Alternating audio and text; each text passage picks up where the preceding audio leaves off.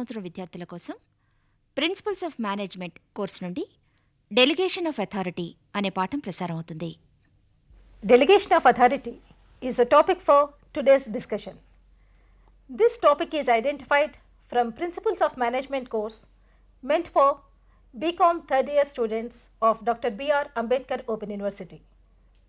In simple words, management is the art of getting things done through people who are working in formal organizations, and for this what a manager should do is to plan, organize, staff, direct and control the activities. Delegation, about which we are going to discuss now, is one of the aspects of organizing the second function of a manager. In the topic delegation, there are so many issues which need to be known and understood, like meaning of the term delegation, role, features and process of delegation, barriers of delegation, so on and so forth. Two experts came to our studios today for enlightening us about various aspects of delegation. So let me have the pleasure of introducing both the experts first of all. On my right, Professor K. Koteswarrao is here. Professor Koteswarrao is Dean Faculty of Commerce, Director, Center for Staff Training and Development, and also Director for Evaluation Branch of Dr. B.R. Ambedkar Open University. And on my left, Dr. A. Sudhakar is here. Hello. Dr. Sudhakar is Associate Professor in the Department of Commerce, Dr. B.R. Ambedkar Open University. So I welcome both of you sirs for this today's discussion. So Professor Koteswarrao, first of all, can you please introduce the concept of delegation for our students? In simple words, delegation means assignment of work to others by the manager and vest them with appropriate authority to do it. As you have rightly pointed out, the management is nothing but getting things done through others, not by himself. So in this context, every manager, if at all, if we want to call him as a good manager, he has to delegate part of his work to others, and he would take necessary steps for getting the work done through others by giving appropriate training to them. And in this context, as you know, there is lot of importance is attached to the management. Why? Because there is globalization.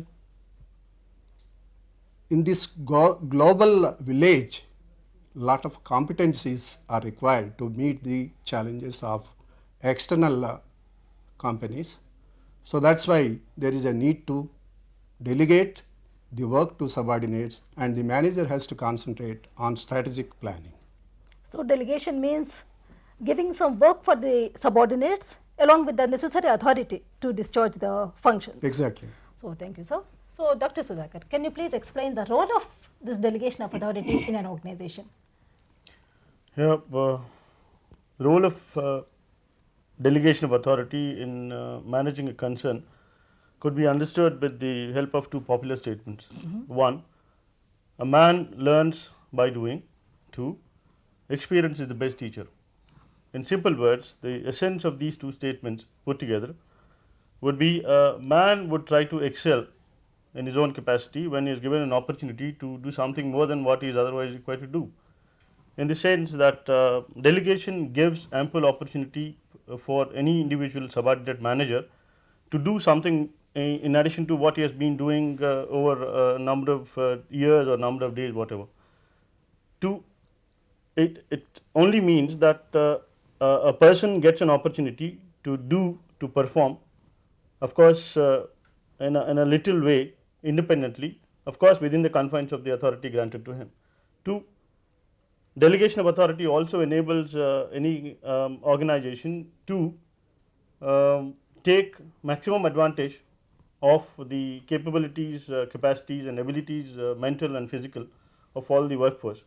third thing is it relieves the Can we manager. say it as hidden capabilities or something like Yeah, that? like hidden skills of any person could be extracted if a manager is capable of really identifying the persons who are endowed with rich skills. Now, the third point is delegation plays another important role in another context, that is, it goes a long way in relieving the managers of the burden of the workload, particularly in the context of the routine work. Routine work. You can concentrate only on the more important areas like planning, as you said, or organizing, the core areas. Yeah. That's what we call them as core areas. And the third thing could be, it's also important to note that if at all you delegate the authority to certain people depending on their own capacities, as I observed earlier, it is actually a case where the manager is left with more of time, more of maybe interest left in other areas. And by delegating, what he's trying to do is he's trying to actually manage rather than doing the job Doing himself. So, Dr. Sudhakar, will you please brief us the specific features of delegation? Delegation does have certain features. The first feature of a delegation is delegation of authority has a dual aspect. Now, it only means that manager, even if he delegates authority in favor of his subordinate managers, he still has the responsibility of retaining it, because authority, although delegated, is not permanently delegated to any particular manager. It can be revoked at any point of time. Two, delegation of authority in favor of subordinates in order to enable them to act in a certain way, of course, in a limited measure independently. That means delegation of authority results in some kind of an autonomy being granted to the subordinates. Three, a superior can delegate authority, but not his responsibility, mind you. It's not exactly managing by abdication. It's not that. It's exactly management by application of delegation principles. The fourth one is a manager delegates only whatever he has. When put it other way, any manager can delegate whatever he has. That means he cannot delegate what he himself doesn't have. Actually, what is given by the top management to him, that he can delegate it further. That's all. I mean, whatever he doesn't have, he cannot delegate because he is not authorized to do so. The kind of a concomitant variable that goes with it is the authority which he delegates is, as I said earlier, it's not permanent again. Two, the other side of the delegation process is he cannot delegate whatever all of his authority in favor of a subordinate without losing his chair, basically. If you are delegating the total something authority in he favor of subordinates, naturally you are losing your chair in favor of some other person. Somebody will come and occupy your chair. Yeah. The next point could be delegation. There is nothing like sacrosanct about delegation process saying that they should be specific or general. It could be a general delegation, it could be a specific delegation, it could be a written delegation, it could be oral delegation. These kinds of things. So, can we call them as different types of delegation? Yeah, they are. Formal in fact, they are. or informal, the written or not? Yes. Professor Kotiswaru, so according to Dr. Sudhakar, the delegation may be of different types. Can you please elaborate? Yeah, there are three different sets of delegations are there. As he already listed out, if you take the first set of delegation, that is general or specific. Second set of delegation is written or unwritten delegation. Third set of delegation is formal or informal. These are the three important sets of delegations. When we go into the details of these three sets, if you take the first one, that is specific delegation. If the manager wants to entrust a specific work to his subordinate, then that is called as specific delegation. For example, as you said, I am the Dean Faculty of Commerce.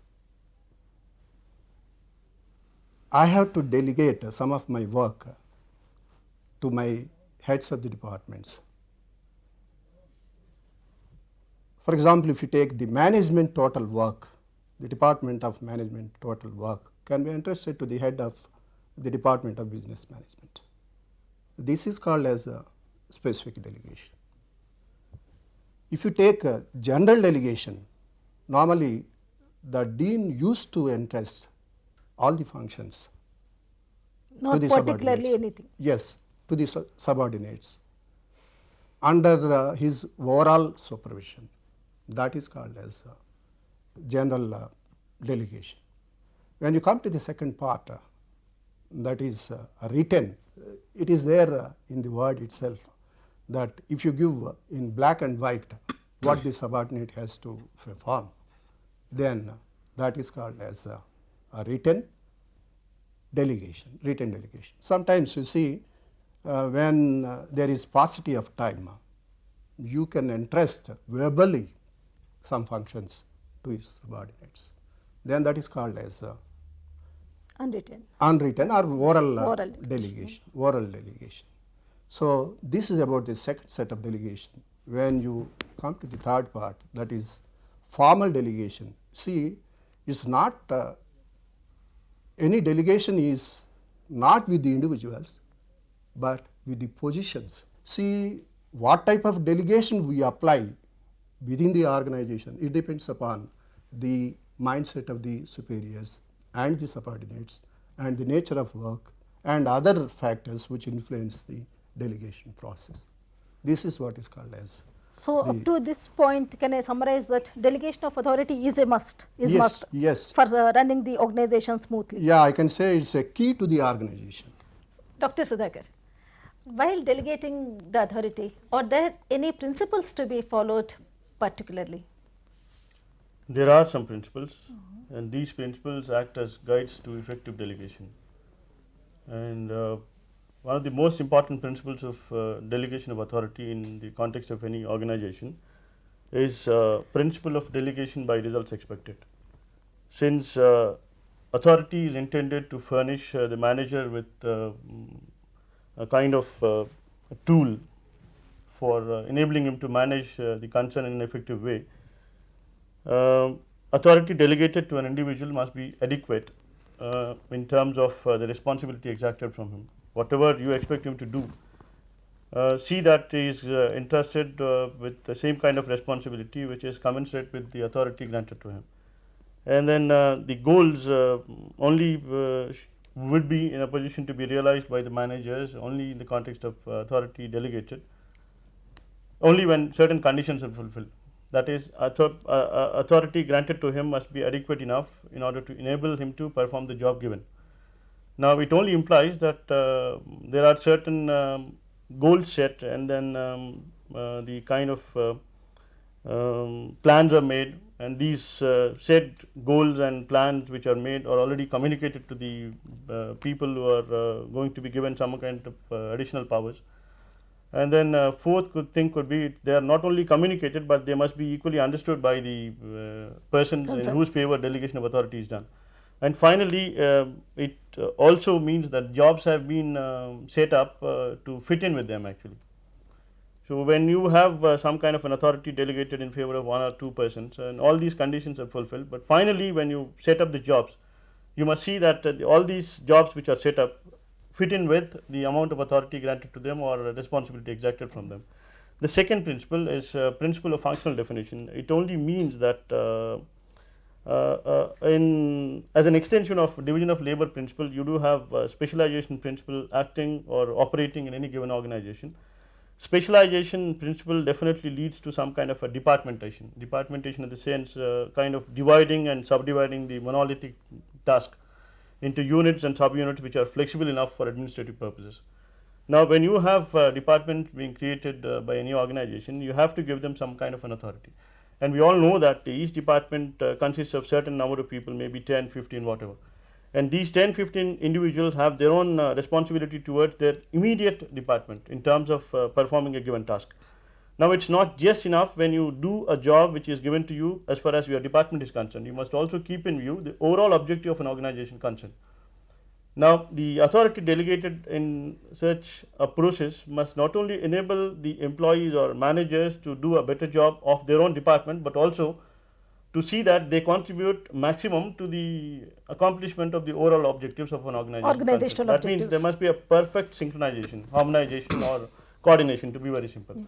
Third thing could be it is Scala principle. Scala principle says that authority flows from top to bottom in a graded manner, right from the top manager to the lower level supervisors.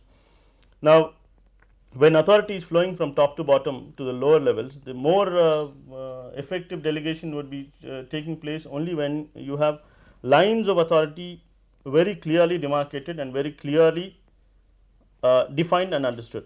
This is another important principle. Now, the fourth principle clearly mentioned that authority level principle. It says that within the confines of the authority granted to a particular person, he must be in a position to come up with a performance which is expected of him. Now, as we mentioned in the first principle, which says that there are certain tasks to be performed by a manager, there are certain activities required, and the third point is there is some amount of a competence or expertise required on the part of the person in whose favor delegation is done.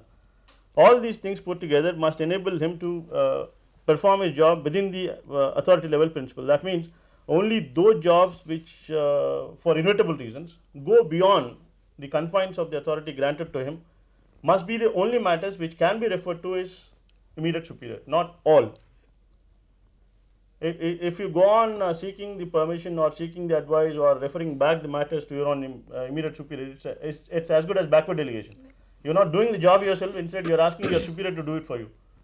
And the next point is, it is principle of unity of command. It simply says no servant can serve two masters well. It's a biblical saying. So as far as delegated authority is concerned, authority must flow, or the discretion of decision making authority must flow only from one superior, not from more than one. More than one. If you are subject to orders or commands or directives or instructions from more than one boss, it creates a lot of confusion. It's only frustration in a way. Confusion leading to frustration in the employees. Yeah. It only means that you are not really attaining the objectives for which delegation was done. You are working at cross purposes. Next thing, it is actually principle of absoluteness of responsibility. People have a fallacious belief that if I delegate my authority in favor of my subordinates, I am no more responsible for my job because I have already done the delegation part, which is absolutely wrong. The principle clearly mentions and states that the responsibility of a superior, even for the acts and activities of the subordinates, is absolute. He cannot really absolve himself from the responsibility for the ultimate results. He still remains answerable, accountable to his immediate superiors again in turn. And finally, it is principle of parity. It says principle of authority and responsibility. It clearly mentions that it just says authority granted to a person or authority delegated to a subordinate must be just adequate enough. Adequate. It does not say it is equal to. That can never be equal. It's only adequate enough to enable him to perform the job as you expect him to. Yeah. So these are certain of the principles which go a long way in building the mutual trust, loyalty, all these things which are required for better performance of an organization concerned. Yeah. By following the concept of this delegation of authority, the organization, does it get any benefits, Professor Koteswara? Yeah, not only the organization, the persons who are working for the organizations would also get certain benefits out of this delegation. We can classify the benefits into 4 categories. Benefits to the employees, benefits to the superiors, benefits to the organization, behavioral benefits. These are the 4 sets of benefits. Will you please explain that? Yeah, when you refer to the first one, that is benefits to the employees, they get an opportunity. Employees means the subordinates. Yeah. Even. They get an opportunity to show their abilities, to improve their abilities, to improve their capabilities. That way, they can develop their skills, and they can be ready to occupy the next positions whenever the opportunity comes.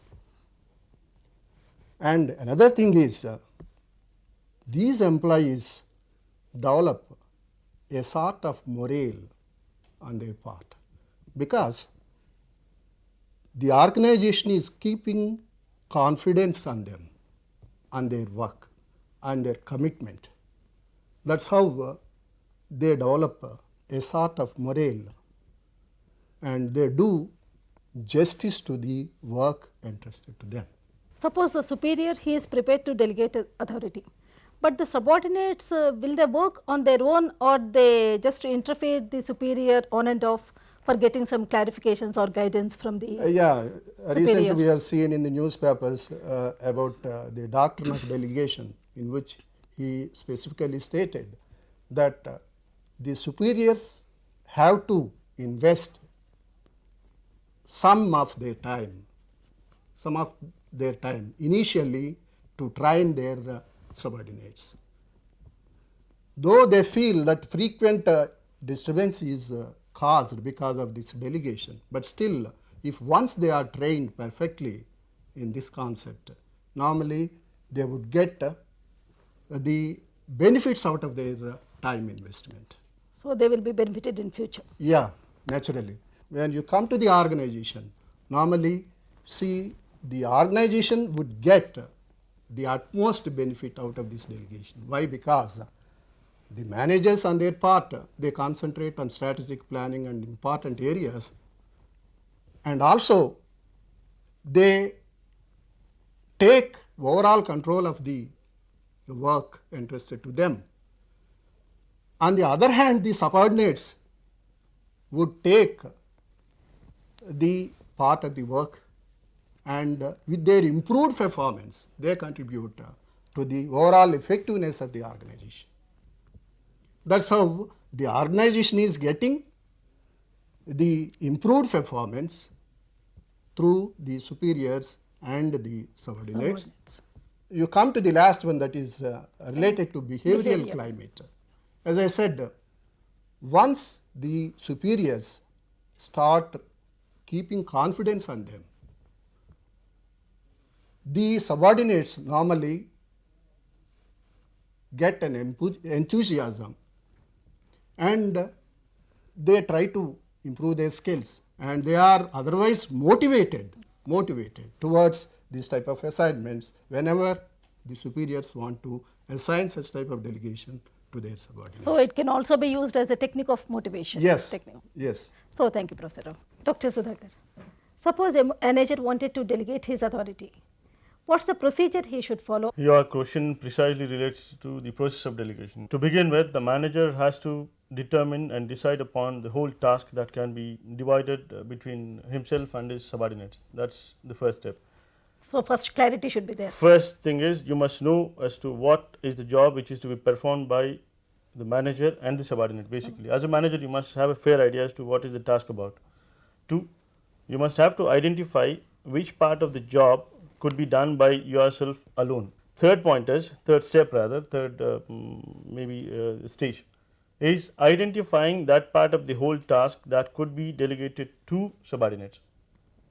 The fourth thing is identified job, or the job which was identified as that part which can be delegated to subordinates can be assigned to them. Fourth step could be, it is granting of authority in favor of a subordinate who was actually given an additional responsibility by means of delegation of authority. And the final step is, it's not just enough if you could identify the person, give him some authority and then keep quiet. The point is, you must really make him responsible for the performance of a job. It is creation of responsibility. Even that is not enough. An extension of responsibility is creation of accountability. Accountability is creating an answerability. So Professor Rao, the managers, will they come forward to delegate a part of their authority to their subordinates willingly, or are there any barriers? Of course, there are certain barriers also. The first one is attitudes of superiors. The second one is attitudes of subordinates.